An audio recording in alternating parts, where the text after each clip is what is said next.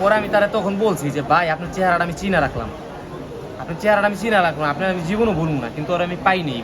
ওরা যদি আমি পাইতাম তাহলে আমি আপনাদের ওটাইকে বলতাম, প্লাস আমার বাবার যদি দেখাই দিতাম।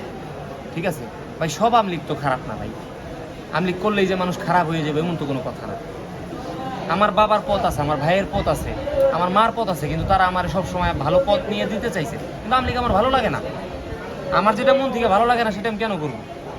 কারণ উনি তত্ত্বাবধায়ক আনছে, আমরা তো অনেক কিছু দেখছি ভাই এই দেশে। উনি তত্ত্বাবধায়ক আনছে জামাতের সাথে নিয়ে, আবার উনি তত্ত্বাবধায়ক উড়িয়ে দিছে।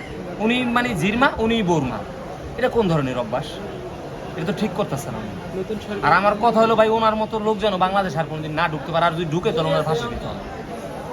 আর উনি যে এরকম গণহত্যা চালাইছে, এটা পৃথিবীর বুকে বিরল, হয় নাই আজ পর্যন্ত। নতুন সরকারের কাছে প্রত্যাশা কি? নতুন সরকারের কাছে প্রত্যাশা একটাই, ধনী গরিব সবাই আমরা সমানভাবে বাঁচতে চাই। আমি চাই যে আমার